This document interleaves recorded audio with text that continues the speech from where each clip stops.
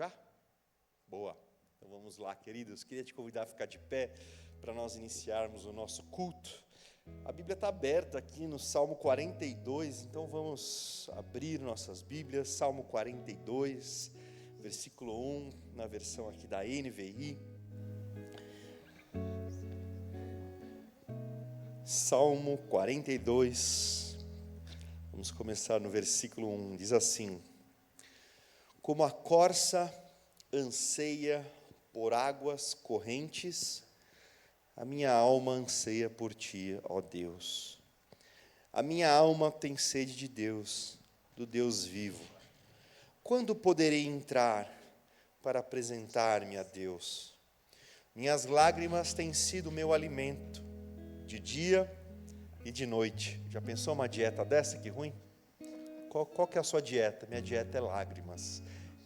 Dieta de lágrimas. Pois me perguntam o tempo todo, onde está o seu Deus, né? Senhor, se eu ando contigo, por que eu estou passando por isso, né? Conhece? Já ouviu alguma vez? Quando me lembro destas coisas, choro angustiado, pois eu costumava ir com a multidão, conduzindo a procissão à casa de Deus com cantos de alegria e de ação de graças, entre a multidão que festejava. Por que você está assim tão triste, ó minha alma? Por que está tão perturbada dentro de mim? Começa a conversar com ele mesmo, né? Interessante, ele falou, minha dieta no almoço é chorar, no jantar é chorar. E ele começa a se lembrar da diferença que era a vida dele, como é que está agora. Mas chega um momento em que ele começa a falar com ele mesmo, né? Por que está tão perturbada, minha alma? Por que te perturbas dentro de mim? Põe a sua esperança em Deus, pois ainda o louvarei. Ele é o meu Salvador e o meu Deus. A minha alma está profundamente triste, por isso de ti me lembro, desde a terra do Jordão, das alturas do Hermon, desde o monte Mizar. Abismo chama abismo ao rugir das cachoeiras, e todas as tuas ondas e vagalhões se abatem sobre mim. Concede-me, o Senhor, o seu fiel amor de dia, e de noite esteja comigo a sua canção. Aqui a dieta mudou, né? De manhã era lágrima e de noite era lágrima. Aqui virou agora, de dia o fiel amor de Deus e de noite a canção de Deus. É a minha oração ao Deus que me dá vida. Direi a Deus, minha rocha, por que te esquecestes de mim? Por que devo sair vagueando e pranteando, oprimido pelo inimigo? Até os meus ossos sofrem de agonia mortal, quando os meus adversários zombam de mim, perguntando-me o tempo todo, onde está o seu Deus? Por que você está assim tão triste, ó minha alma? Por que está assim tão perturbada dentro de mim? Põe a sua esperança em Deus, pois ainda o louvarei. Ele é o meu Salvador e o meu Deus. Estava aberta a Bíblia aqui, não fui eu que abri, e vim abrir o culto, ela estava aberta nesse Salmo 42, mas quem sabe hoje é uma noite de você conversar com a sua alma, fala, minha alma, por que está tão abatida? Põe a sua esperança em Deus, ainda louvarei, não esperança em pessoas, em pastor, esperança em Deus, eu ainda louvarei, para que essa dieta das lágrimas do almoço e do jantar se tornem o fiel amor e as canções de Deus serão um alimento da sua alma. Vamos orar. Senhor nosso Deus, nosso Pai, nós confiando nas coincidências, fizemos a leitura do Salmo 42, que é um salmo que clama pela tua ajuda, clama pelo teu socorro, Senhor, de alguém que se vê numa situação de profunda tristeza, mas não uma tristeza sem esperança. Alguém que se vê em meio a lágrimas como alimento, mas sabe que há um amor e há uma canção de Deus a caminho, Senhor. Alguém dizendo para si mesmo, por que te abates, ó minha alma, espera em Deus. E é em ti que nós esperamos, Senhor, é em ti que nós confiamos, é em ti que sabemos que virá o nosso socorro. Como o salmista disse, tu és a nossa rocha, tu és o nosso Salvador. Tu és o nosso ponto de equilíbrio, a nossa firmeza, Senhor. Por isso estamos mais uma vez reunidos para declarar o nosso amor a Ti, Senhor. Declarar a alegria de termos o Senhor como nosso Deus, como nosso Salvador e como a nossa rocha. Esteja conosco nessa noite, Senhor, no louvor, no que vai ser falado, que a Tua presença seja presente em cada vida, em cada coração que veio aqui por Tua causa, Senhor. Esteja conosco, em nome de Jesus. Amém, amém. Vamos louvar, vamos... Seja engrandecido, adorar. ó Deus da nossa vida. Aleluia.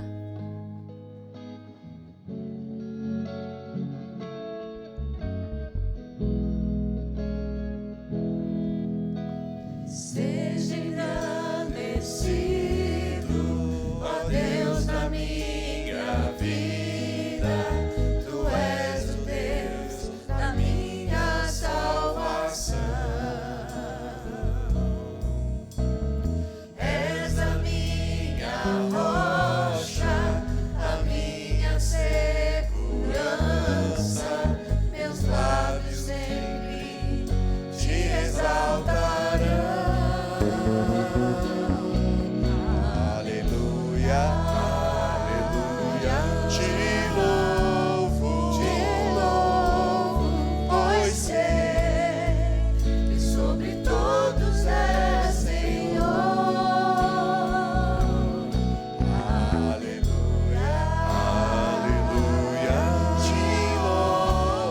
te louvo, Pois sei que sobre todos é Senhor. aleluia, aleluia, aleluia, aleluia, aleluia.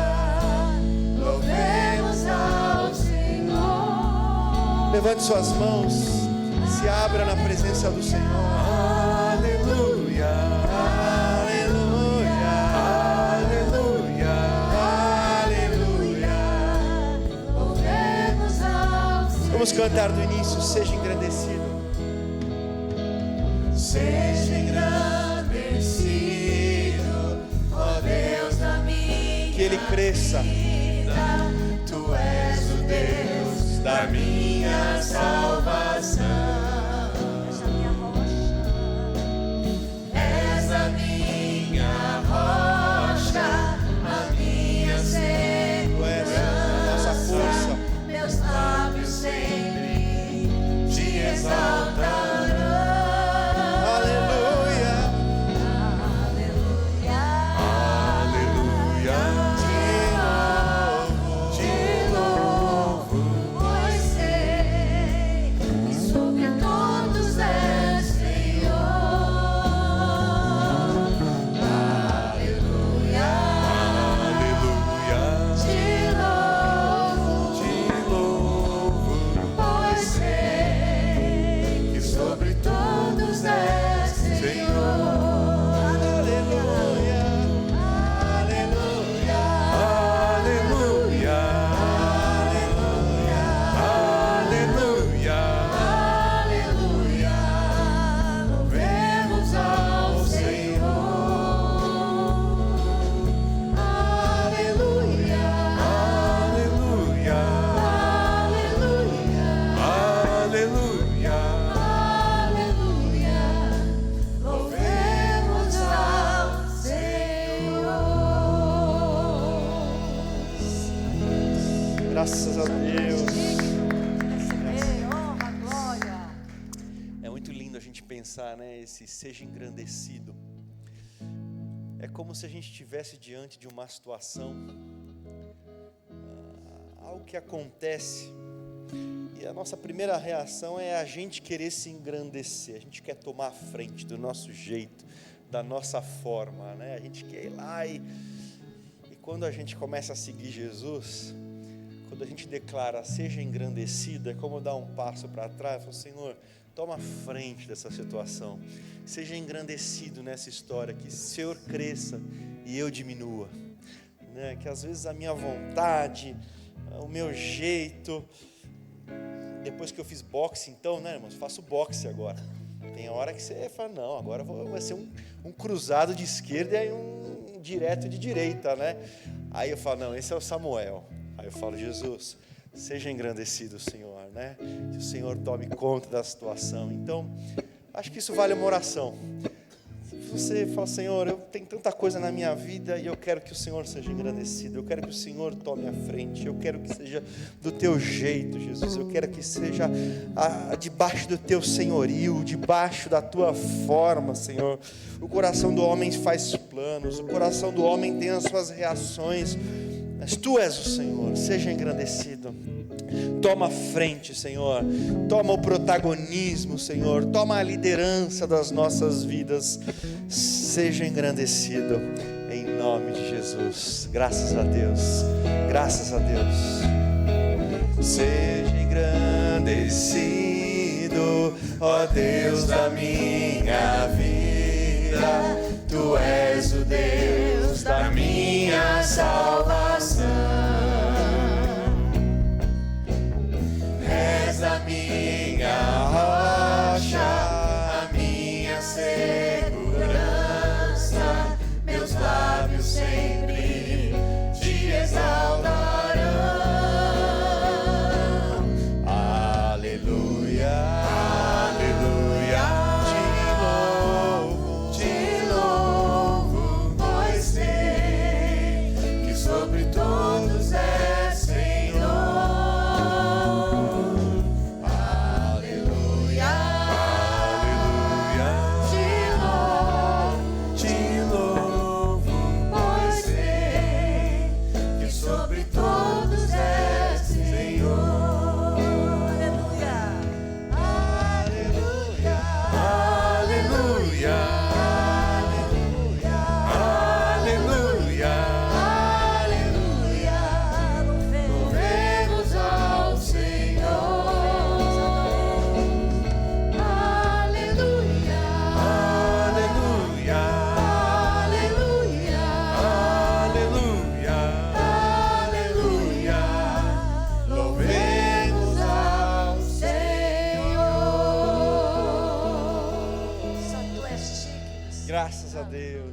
Graças a Deus. A próxima canção, quão grande é o Senhor, aleluia, sobre o meu Deus. É tão bonito isso na Bíblia, em Paulo.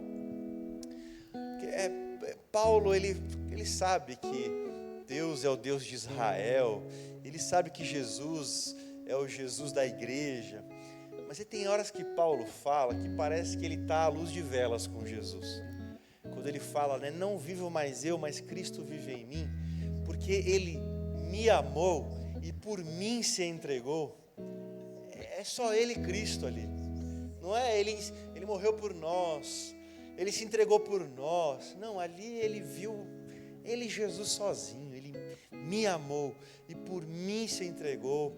Mais à frente ele diz com confiança: o meu Deus, segundo as suas riquezas, suprirá as necessidades de vocês. Então, ao mesmo tempo que Paulo sabe que Deus é o Deus do povo, que Jesus é o Cristo da igreja, tem ali um gostinho de intimidade, de pessoalidade, e é o que a gente pode cantar. Quão grande é o Senhor do universo, mas também pode cantar: é o meu Deus, é o meu Senhor, é o meu Salvador. Vamos louvar.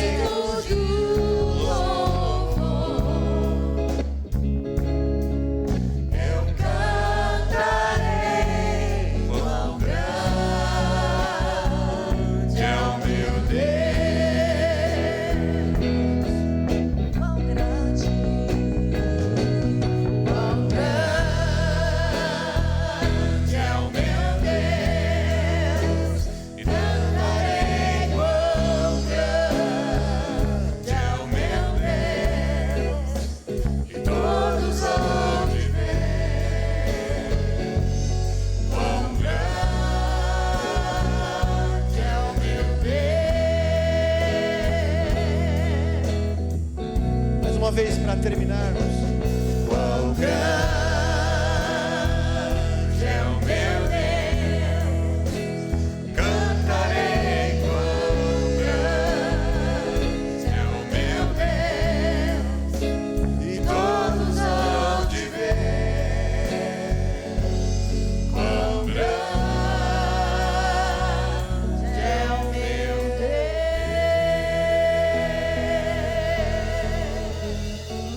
Aleluia. Graças a Deus. Esse Deus que nós queremos estar, esse Aleluia. Deus grande, perto quer estar. Aleluia. Grande, grande é o Senhor. Aleluia. Essa música ela fala de circunstâncias, né? Não importam as circunstâncias. Às vezes a gente canta, né? Te louvarei, não importa as circunstâncias, mas dura até segunda-feira, né? Quando chega aquela circunstância. Mas que a gente nunca esqueça, no meio dessas circunstâncias que elas vêm e nos desestabilizam, que a gente não se esqueça desse começo. Perto quero estar. Quando as circunstâncias vierem e te bagunçarem demais, Senhor, só me deixa saber que o Senhor está perto. Acima de tudo, só me deixa saber que o Senhor está perto. Vamos louvar.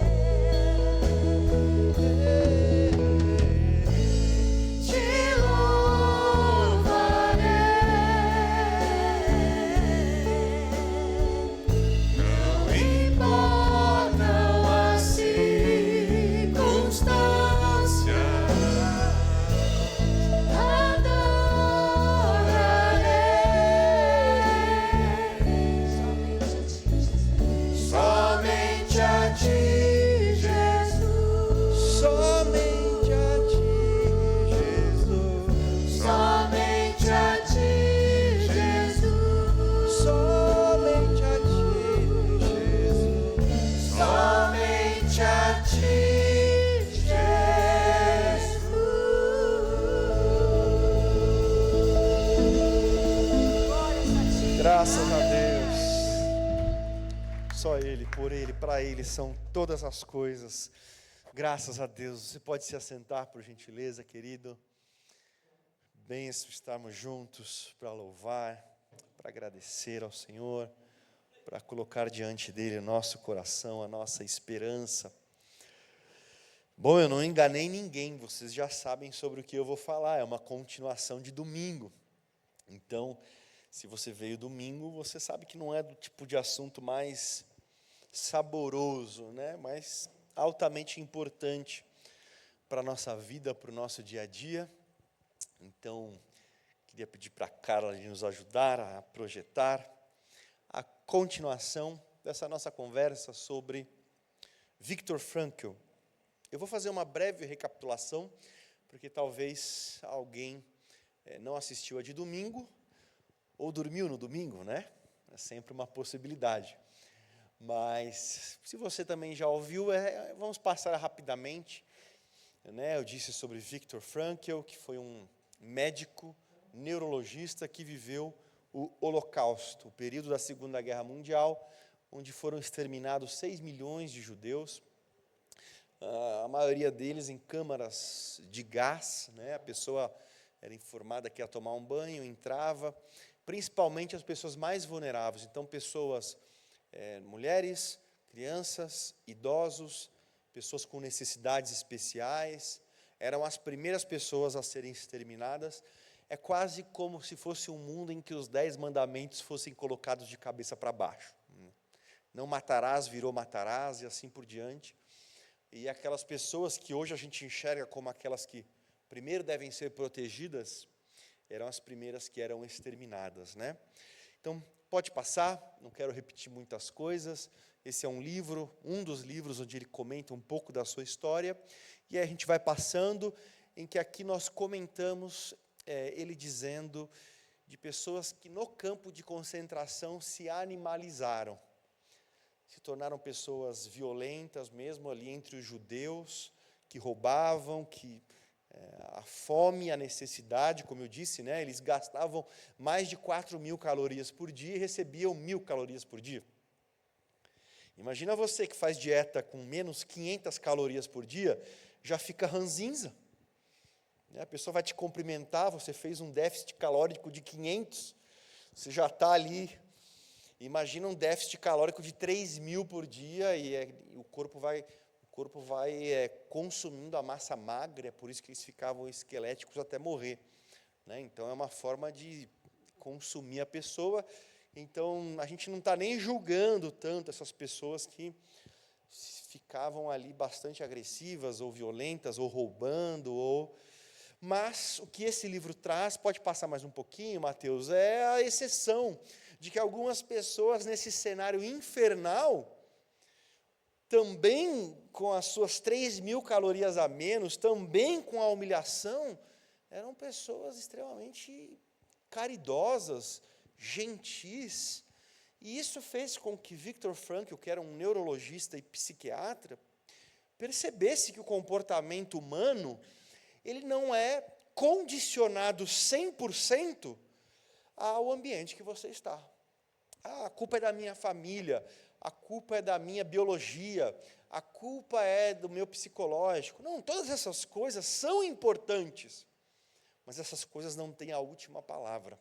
Há uma medida em que nós escolhemos, de forma responsável, a agir de acordo com as circunstâncias que nos são dadas. E ele começa a contar, pode passar, pessoas que justamente tinham essa conduta, pode seguir, e tinham dando aqui uma palavra de carinho, entregando ali a última lasca de pão, pessoas que também estavam ali, né? E ele vai dizer no próximo slide, embora fossem poucas pessoas, é uma prova de que o campo de concentração pode privar a pessoa de tudo, menos da liberdade última de assumir uma atitude alternativa frente às condições. Pode passar? Ele termina com essa frase que é muito bonita, né? O campo de concentração revelou o pior que o homem pode ser, que é alguém que cria as câmaras de gás, mas também é aquele que entra na câmara de gás com uma oração nos lábios. Ou seja, é possível uma atitude alternativa. Pode seguir? Bom, e aí nós então falamos, o primeiro ponto de domingo é aquela desconfiança que a gente tem que ter de algumas conclusões nossas, dos nossos piores momentos. O que aconteceu com ele? Aos 41 anos, ele achou que a vida dele tinha acabado. Ele perdeu o manuscrito que ele tinha guardado no seu casaco, o casaco foi tirado, levado embora, naquele momento ele diz, acabou tudo para mim, e não tem mais nada para mim. E ele viveu até os 92, publicou 30 livros depois. Percebe como muitas vezes, então, a gente precisa desconfiar que talvez nós não estejamos enxergando tudo. Que os nossos olhos talvez estejam tão embaçados de lágrimas, tão embotados pelas circunstâncias, que a gente precisa tomar cuidado com essas conclusões extremamente radicais que a gente tem nessa hora. Para mim acabou, não tem mais nada para mim, é o fim, minha vida não tem mais sentido, não existe mais esperança. Essas conclusões certamente carregam em si bastante equívoco, como mal ele sabia, aos 41 anos, que ele tinha ainda mais vida pela frente do que vida para trás. Quem poderia imaginar entrando num campo de concentração que ele não tinha chegado nem na metade da vida dele ainda? Mas a conclusão dele era que acabou.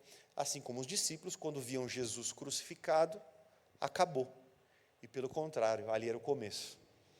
Acho que a gente não é muito bom nesse negócio de concluir as coisas, né? A gente se equivoca bastante, a gente coloca pontos finais naquilo que são apenas vírgulas. E aí foi muito interessante, pode seguir, que justamente nessa hora ele recebeu o uniforme de um prisioneiro que já tinha morrido e tinha um papelzinho. Ame ao seu Deus com toda a sua força. E ele entendeu que aquilo era um chamado para dizer sim à vida apesar daquela circunstância. Era um versículo bíblico, né? Pegou um papel de um versículo bíblico em que ele entendeu que naquele momento ele tinha que dizer sim. E aí que ele colocou uma mão na outra e disse assim, não vou desistir, não vou para o fio, né? Não vou me suicidar, que era a forma mais comum de suicídio, é a pessoa encostar na cerca elétrica que tirava a vida da pessoa no momento. Ele fez uma aliança consigo mesmo de não vou desistir. Não vou desistir, que a gente pode segurar as nossas mãos uma na outra e também segurar as mãos de Cristo e falar, Senhor, não vou desistir. Dizer sim, apesar de tudo, assim como Jesus disse sim. E de assumir responsabilidade. Chamar a responsabilidade. A gente vive uma época muito Nutella, em que a gente não assume, né? Então, seja em circunstâncias fáceis, onde a gente tem que criar alguma coisa, que a gente até quer passar por algumas circunstâncias, sejam aquelas que são difíceis, assumir a responsabilidade. Falar, não, está acontecendo, é comigo, vamos nessa. Então, vou assumir, e ao invés de viver uma vida só pensando em nós mesmos, autorrealização, autodescoberta, autoajuda, autoestima, é a moda da nossa época, é o ser humano só tudo para si, tudo pensando em si, tudo. Não, é ter uma atitude responsável em que nós temos que parar de perguntar o que a vida tem para mim, ou o que Deus tem para mim, e começarmos a responder o que eu tenho para Deus, o que eu tenho para a vida, o que eu tenho para oferecer. Inverter nesse caminho de responsabilidade, e nisso a gente também encontra muito o eco de Jesus, que veio para servir e não ser servido. E aí, na reta final da pregação, nós falamos sobre o elemento de saudade. Né? Pode passar, Mateus? Pode passar um pouquinho, pode passar também. Isso, mais um. E mais um. E aí ele começa a falar da experiência de que no campo de concentração, a figura de sua esposa era o que trazia mais, de certa forma, alimento para a alma dele, né? Lembrar da pessoa amada e cultivar a esperança do reencontro, ou recuperar as memórias do que foi vivido, tudo isso funcionava como um eixo, como uma possibilidade ainda de viver um momento de alegria, mesmo naquele inferno. Era como se afastar das circunstâncias e reviver histórias com a pessoa amada e possibilidades futuras com a pessoa amada, né? E aqui pode passar, ele vai compartilhando, como no campo de concentração, você não pensa mais em sexo. Ninguém sonha com sexo, a pessoa pensa em comida e na pessoa amada, né? Pode passar.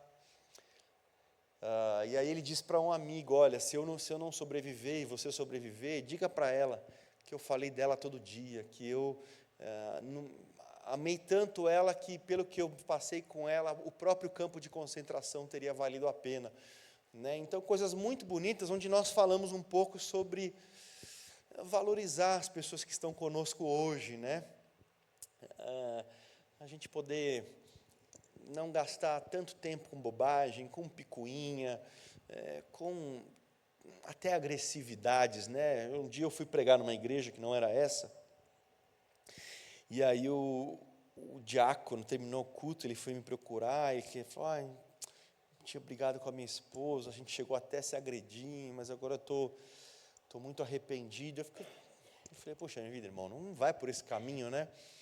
Mas que coisa, né? Um casal que um dia prometeu amar, se cuidar, se honrar, estão se batendo até, e é um diácono de uma igreja, né? Que coisa horrorosa, essa capacidade que a gente tem de desvalorizar aquilo que é importante, e parece que vai desgastando com o tempo, vai virando meio óbvio, mas saiba que se você um dia for levado para uma circunstância como essa, onde você perca o acesso à pessoa amada, vai ser muito do que você viveu com ela que vai manter o seu coração firme, feliz ainda, pelas lembranças, pelas memórias e pela esperança. Então, por que não cuidar melhor disso, hoje, né, que estamos juntos? Isso fala muito da relação de Israel com Deus. Israel, quando estava bem com Deus, desvalorizava a relação com Deus. Então, quando Israel estava próximo de Deus, tinha lá o acesso ao templo, às festas, aos cultos, começava a não ligar muito para isso. E aí ia buscar outros deuses, se afastava de Deus. Quando se afastava, percebia a sua miséria. E aí batia, não, precisamos voltar para Deus. Mas aí passava um pouco de tempo próximo de Deus, já virava aquela coisa normal, e aí com o tempo já ia se afastando de novo. É essa dificuldade que a gente tem de valorizar o que a gente tem.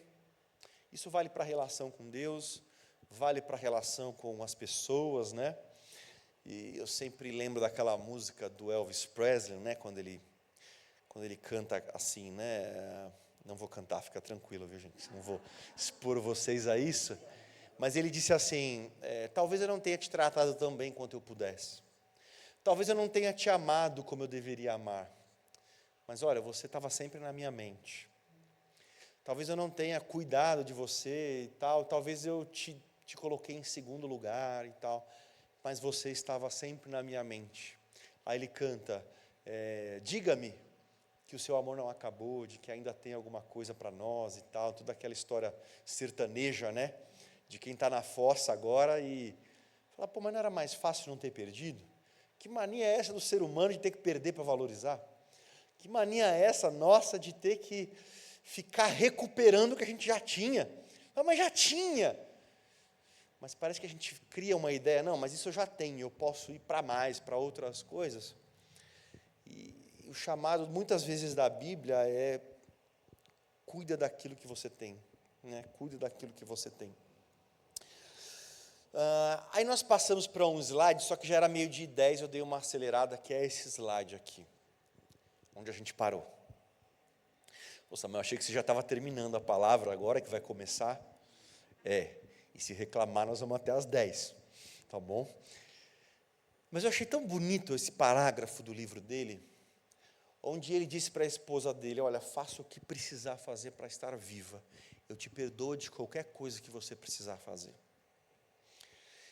E aí me parece, meus irmãos, é claro que é uma situação drástica, o que ele estava falando para ela, olha, se você precisar se prostituir para sobreviver, não fica preocupada comigo, faça, né? Na verdade, ela foi dali para a câmara de gás e morreu, e ele não soube disso até voltar para casa, mas eu acho tão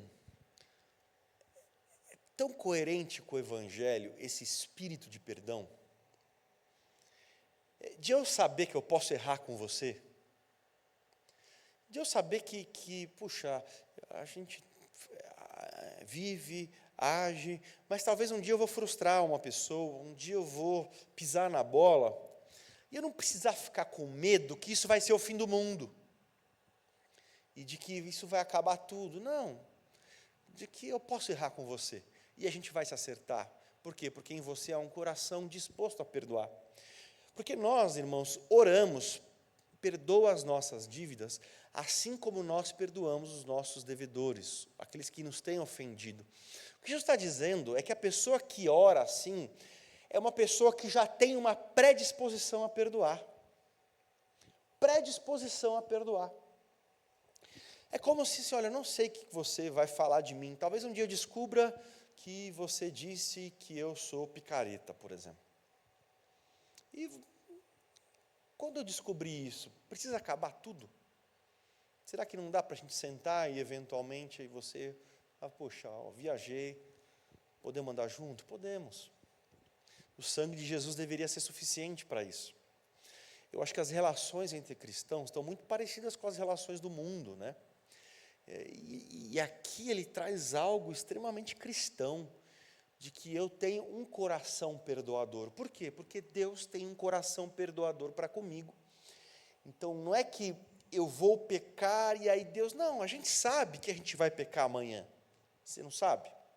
Essa semana? Você vai errar alguma vez essa semana?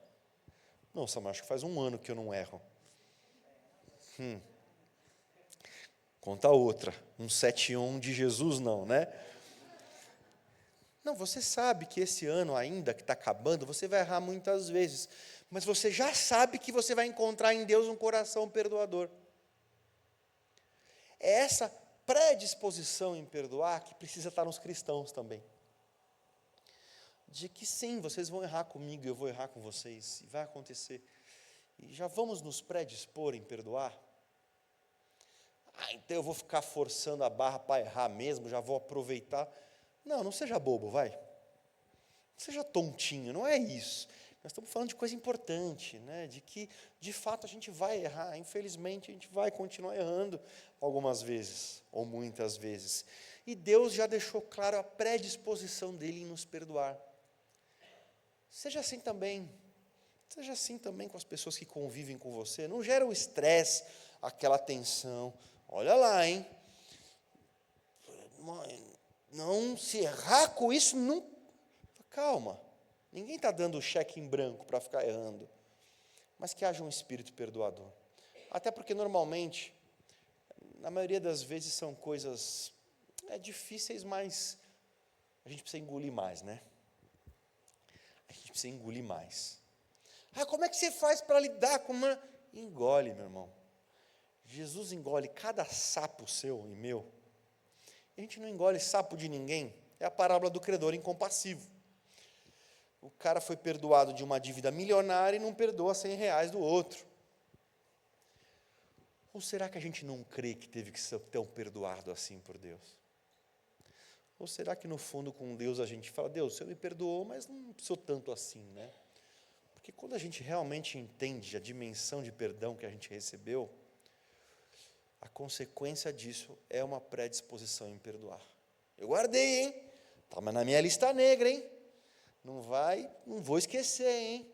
Esse tipo de espírito é extremamente mundano e diabólico. Esse espírito perdoador é o espírito da oração do Pai Nosso, vai trazer leveza para o seu coração, vai trazer alegria para a sua vida e vai trazer coerência com a pessoa que nós seguimos. No próximo slide, tem uma passagem bonita, em que fala de novo dessa valorização do que nós temos. Aqui já não são pessoas, mas as nossas coisas. Ele estava num trem, ele passou por 4 campos de concentração, e às vezes tinha que pegar o trem e ir para outro campo de concentração. Principalmente conforme a Alemanha ia perdendo a guerra, no começo a Alemanha estava arrebentando, né? Só que depois estava lutando duas grandes guerras ao mesmo tempo. A Alemanha estava brigando com a União Soviética de um lado e com os aliados do outro, Estados Unidos, Inglaterra, França e a galera toda ali. E o Hitler, graças a Deus, deu cega aos orgulhosos. Porque ele não precisava estar guerreando com a União Soviética. Não, eu vou sim, eu dou conta de todo mundo. Foi aí a derrota dele. Deus resiste aos soberbos, Deus cega aos soberbos. E começou a perder, então ele tinha que recuar, e recuando, trazer esses campos de concentração cada vez para mais próximo da Alemanha, até perder em definitivo. Hitler deu um tiro na própria cabeça, né?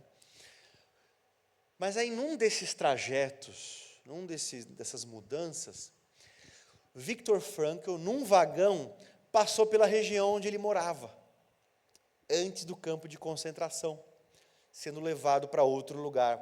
Olha o que ele diz daquela experiência. Aquilo que pude ver da minha cidade natal, por entre as cabeças à minha frente, não dava para enxergar muito, e através das grades, pondo-me nas pontas dos pés, tinha para mim um aspecto fantasmagórico ao extremo. É como se fosse a vida de outra pessoa. Ele olhava o lugar onde ele viveu, enxergava as ruas, praças e casas da minha infância, da minha terra natal. Ele falava, é como se eu tivesse já morrido, né? Você está vendo como se você tivesse já nem vivo mais. Como um morto olhando do além. O beco, o meu beco. Começo a implorar como um mendigo, ele diz. Peço-lhes que me deixem passar à frente por um momento. Procuro mostrar o que representa para mim olhar para fora naquele instante para ver um pouquinho de onde ele vivia. Meio bruscos, meio indignados, com deboche e desprezo na voz, eles rejeitam o meu pedido, junto com uma observação. Tantos anos você viveu ali, bom, então já viu o suficiente. A pessoa não vai ver nada não. Já viveu muito, já viu muito, já experimentou muito essas ruas aí, não tem que ver mais nada. O que me chamou a atenção disso, meu irmão? Valorize aquilo que você tem. Hoje, quando você chegar em casa, agradeça a Deus. Senhor, obrigado por esse lar. Quando você ligar o chuveiro amanhã, Jesus, obrigado por esse banho. Quando você abrir a geladeira e tiver alguma coisa, Jesus, obrigado por essa comida. Talvez você vai sair daqui, vai entrar no seu carro, Jesus, obrigado por esse carro.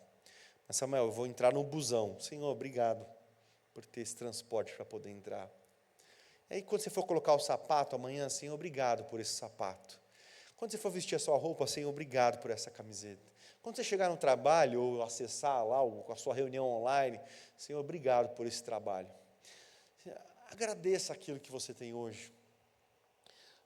Porque talvez um dia você vai ter saudade disso. Olha o que ele diz no próximo slide. Parecia impossível que tivéssemos reclamado da vida fora daqui.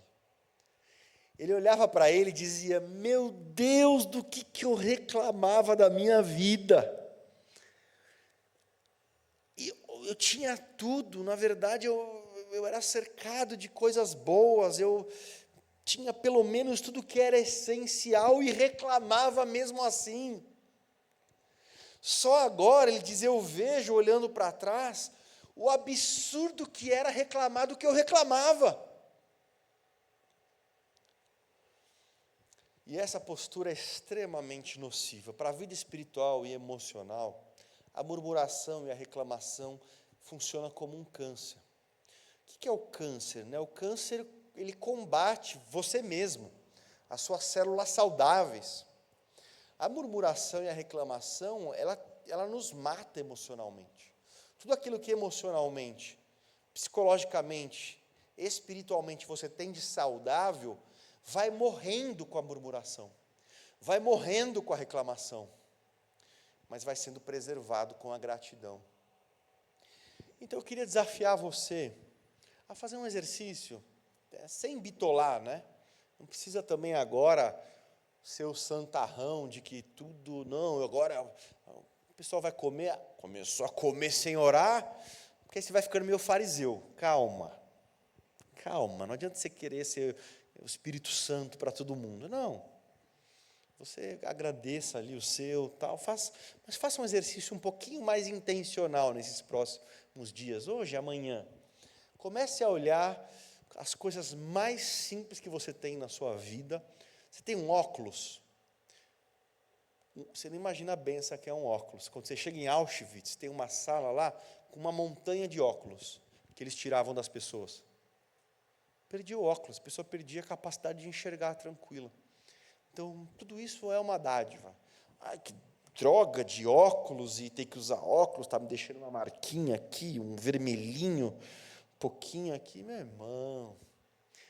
irmão, talvez vai chegar um dia que você vai olhar para trás, meu Deus, eu reclamava daquelas coisas que não eram nada. Não eram nada. Então, abra o seu coração para a gratidão. Freie. A nossa geração nos impulsiona para a reclamação, para as queixas, você entra no Uber, se você puxar assunto, o cara já vai começar a falar que está ruim isso, está ruim aquilo. É meio que uma doença na nossa época. Exercite isso.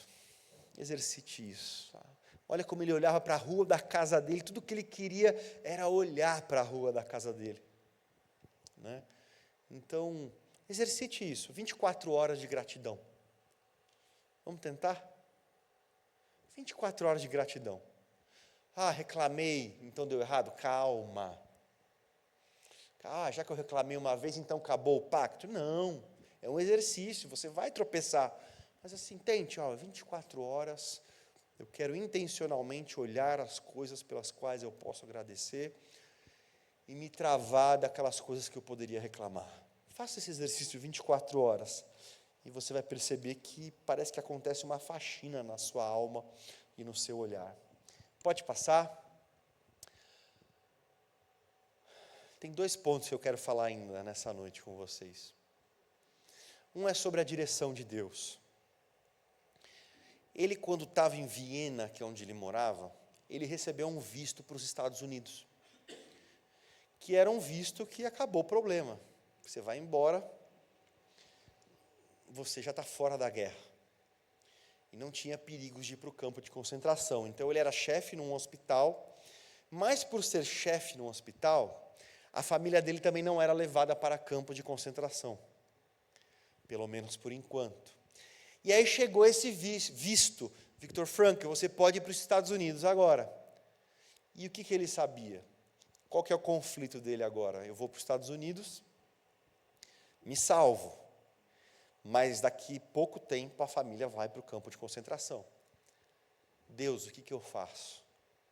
Essa é a história, olha o que ele diz. Esses são os pais dele quando eram jovens. No próximo slide são os pais dele idosos. Não, é isso. Então agora tenho a permissão para deixar meu pai e minha mãe para ir a algum lugar desenvolver minhas ideias. Lembra que ele tinha um livro antes de ser preso. Lembra que ele já tinha todo um trabalho. Mas, se eu sair, dentro de 2 semanas, eles serão enviados para um campo de concentração. Naquele dia, entrei na catedral para sentar e repensar tudo. Eu conheci essa catedral lá em Viena.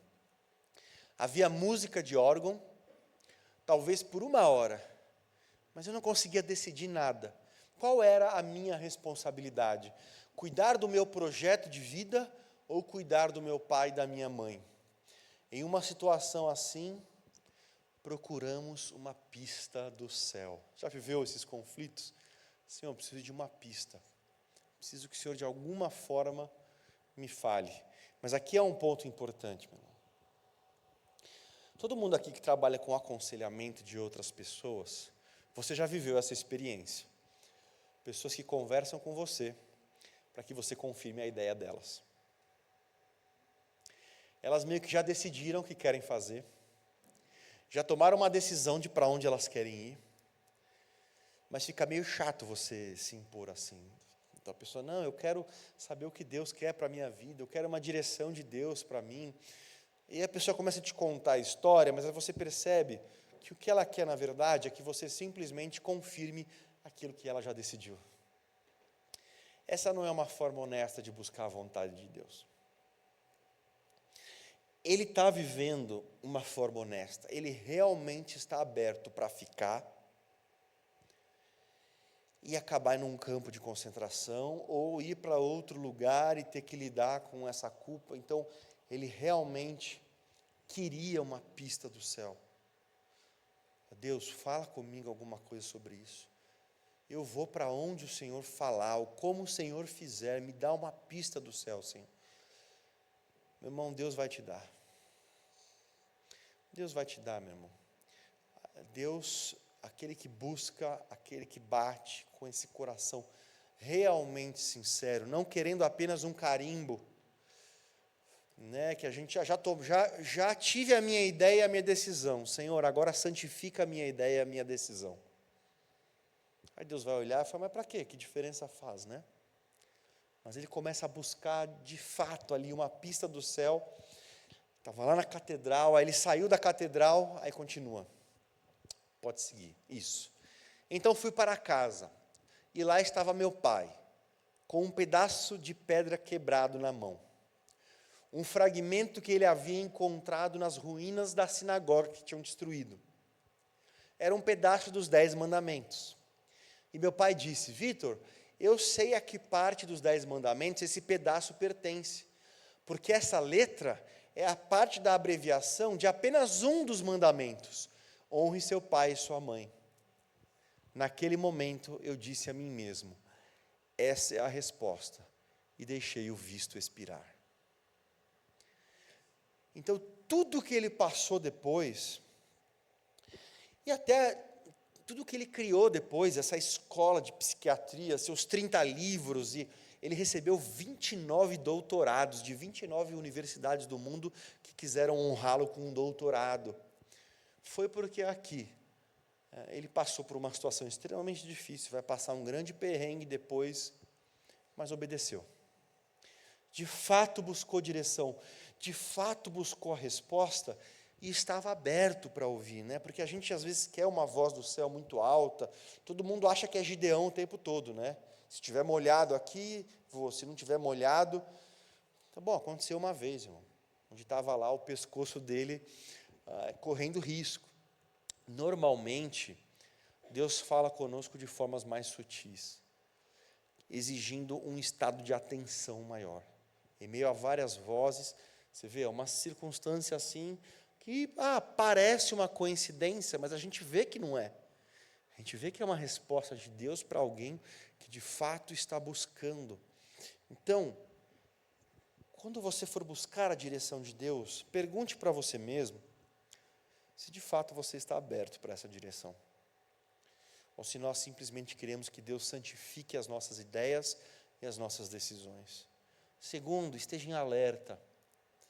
Deus fala às vezes de forma mais sutil do que a gente gostaria.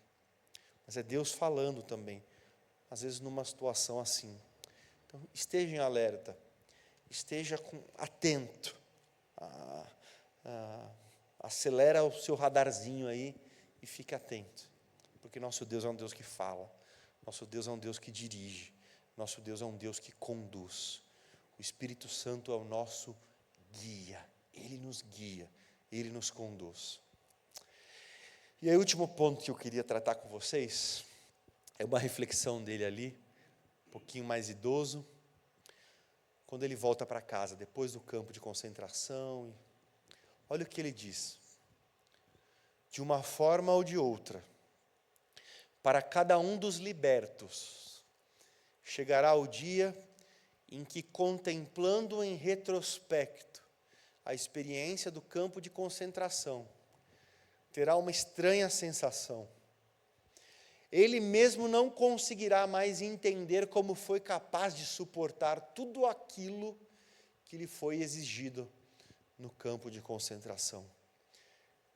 E se houve um dia em sua vida em que a liberdade lhe parecia um lindo sonho, virá também o dia em que toda a experiência sofrida no campo de concentração lhe parecerá um mero pesadelo.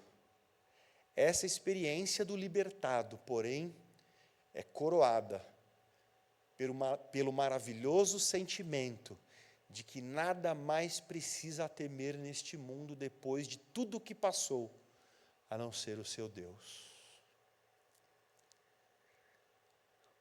Olha que interessante o que ele está dizendo, meu irmão, é que o passar por circunstâncias difíceis são tão importantes para o fortalecimento do nosso coração, para que nós cheguemos a um ponto em que nós não temamos mais ninguém, onde nós não nos apeguemos na confiança de alguém, mas apenas de Deus. Apenas de Deus. E como ele disse, o próprio campo de concentração, olhando para trás, vai parecer um mero pesadelo. Eu já ouvi muitos relatos de pessoas, e eu tenho um pouco essa sensação, de que talvez você lembre de uma situação, história no passado da sua vida, e parece que chega um momento em que você lembra como se outra pessoa tivesse vivido aquilo, e você está só assistindo. Mas que aquilo parece que já não foi mais com você, propriamente, né? Que os nossos sofrimentos, pensando já na eternidade, quando a gente estiver do lado de lá, a gente vai olhar muito do nosso vale de lágrimas, me parece que é muito dessa sensação que nós vamos ter. Os momentos difíceis vão parecer mais como um sonho, algo que a gente sabe que passou, mas que parece que não exercem mais uma influência sobre nós. Mas apenas uma, segundo ele, a dependência de Deus. E aí, meu irmão, talvez você esteja passando por situações bem desagradáveis. E no reino de Deus, e a gente conhece isso pela Bíblia, nada nos faz depender mais de Deus do que os tempos difíceis. Paulo diz, né, que as nossas aflições produzem em nós um peso de glória. Um peso de glória. É como se as coisas ruins que você estivesse passando, estivessem te moldando para a eternidade, e estivessem, eu não gosto de usar muito essa palavra, mas depositando algo para a eternidade, em que é como se os melhores presentes que pudessem acontecer para as nossas vidas fossem esses tempos difíceis. É estranho dizer isso, porque a curto prazo a gente quer se livrar daquilo que causa dor. A gente tem um instinto de mais prazer, menos dor. Menos dor, mais prazer. É o Aslan, meu cachorrinho, hoje, ele faz 13 anos. O Aslan, ele é menos dor, mais prazer. Mas quando a gente anda com Cristo, a gente começa a entender aquilo que Spurgeon falou, né? Aqueles que mergulham no mar da aflição, trazem de lá pedras e pérolas preciosas. Que existem coisas em relação a Deus que são construídas justamente nesses momentos. E só nesses momentos. É claro que o nosso lado humano, a gente quer a segurança da riqueza, a gente quer a tranquilidade da saúde, a gente quer a paz do emprego. E aí, quando a gente vê tudo isso desestabilizando de alguma forma, a nossa primeira reação é amarrar o inimigo, expulsar o diabo, declarar a vitória. E acho que não tem nada de errado com isso. E Deus, ele responde essas orações muitas vezes. Mas se a gente começar a perceber que esses tempos difíceis têm um peso de glória, a gente poderia lidar com eles de forma melhor. Não só como algo que a gente quer escapar, mas como algo que está nos fazendo, acima de tudo, pessoas que eu não tenho mais nada a temer, e mais ninguém confiar, a não ser Deus. A não ser Deus. E que a gente se deixe trabalhar. Intencionalmente. Fala, Senhor, isso daqui está me apertando demais. A minha oração é no sentido de alívio, mas se o Senhor está fazendo isso, para que o meu peso de glória aumente, eu vou seguir, eu vou passar. É difícil, ou melhor, é impossível. Mas nós temos a graça, nós temos Deus, nós temos o Espírito Santo, e a promessa de que nós não passaríamos por algo sem a provisão necessária para isso. Que nós não passaríamos por algo sobre-humano que viesse para nos destruir ou nos matar. Tudo que a gente passa, Deus está conosco. E Deus pode trazer peso de glória excelente. Nós não atentamos para as coisas que se veem, mas para as que se não veem. Porque as que se veem passam, as que se não veem são eternas, né? Vamos ficar de pé, vamos orar. A experiência do libertado, porém, é coroada pelo maravilhoso sentimento de que nada mais precisa temer neste mundo, depois de tudo que sofreu, a não ser o seu Deus, a não ser o seu Deus, o nosso Cristo. Vamos orar. Senhor nosso Deus, nosso Pai, nós somos desafiados em tantas coisas, Senhor, por meio dessa história, de tudo que foi passado, seja no cuidar melhor de quem está conosco, seja de valorizar mais as coisas que temos, seja de buscar a Tua direção com um coração honesto e atento a receber da Tua direção, seja a assumirmos responsabilidade, seja a duvidarmos do nosso desespero, que muitas vezes acomete a nossa alma e a gente acha que tudo já acabou. Tantas coisas importantes, Senhor, mas oramos acima de tudo pela última, que nós temamos apenas a Ti, que nós dependamos apenas de Ti, que nós confiemos apenas em Ti. É em Ti que está a nossa fé, a nossa esperança, a nossa confiança. Tudo isso aqui vai passar, Senhor. Daqui 50 anos, talvez nenhum de nós mais esteja aqui.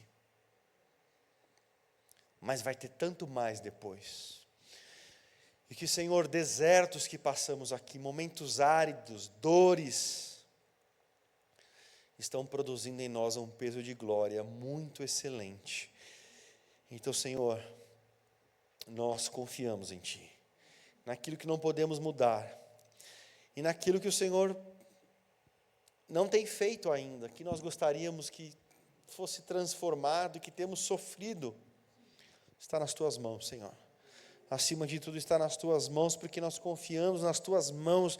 Nós enxergamos pouco, nós sabemos pouco, nós vemos pouco, Senhor, mas o Senhor sabe tudo. O Senhor já sabe o fim desde o começo, e é nas Tuas mãos que nós confiamos, que nós descansamos.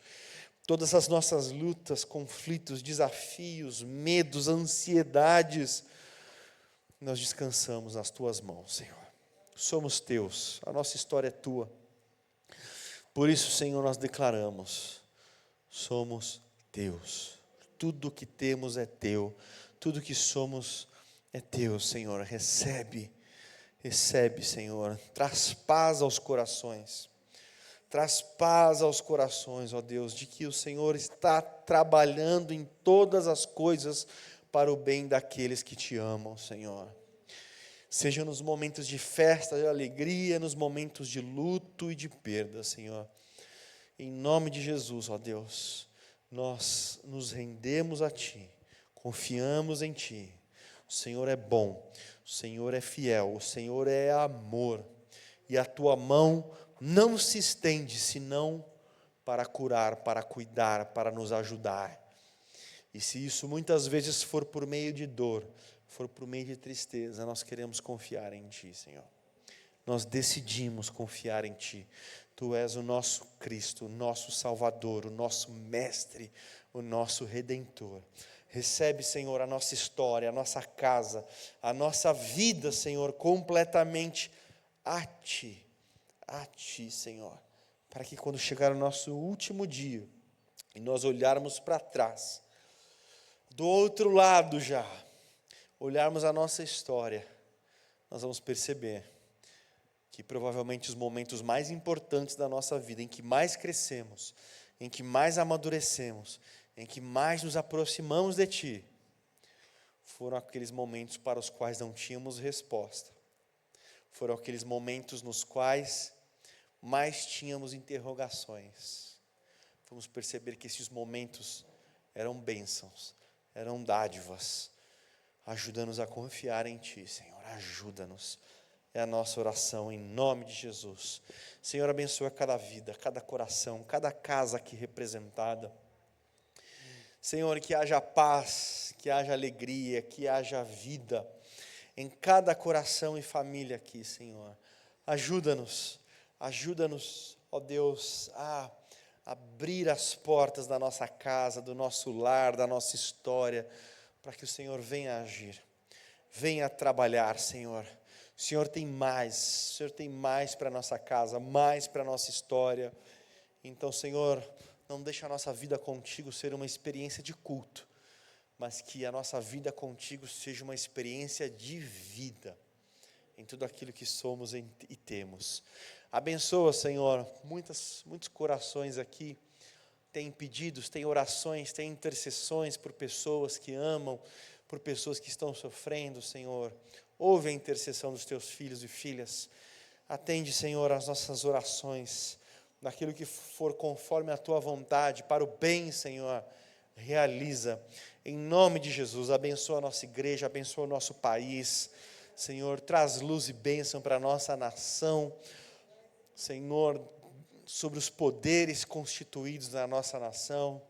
Senhor, oramos pelos nossos governantes, pelas pessoas que estão em posição de poder, que uma assinatura, uma decisão tem um impacto para tantas vidas, para tanta gente, Senhor. Sara a nossa terra, Senhor, abençoa o nosso país, abençoa cada vida aqui, Senhor, o trabalho, os desafios, que a Tua graça nos conduza em todo momento, Senhor. Obrigado por esta noite, obrigado por este tempo de louvor, de palavra, por cada irmão que separou o tempo para estar aqui, cada irmão que separou, Senhor, no meio da semana, no trânsito, nas agendas, no trabalho, decidiu estar aqui, Senhor, para Te adorar e para receber de Ti alimento. Muito obrigado, Senhor, por cada vida, em nome de Jesus. Amém. Amém. Deus te abençoe. Deixa aí um abraço, uma palavra aí para quem está do seu lado.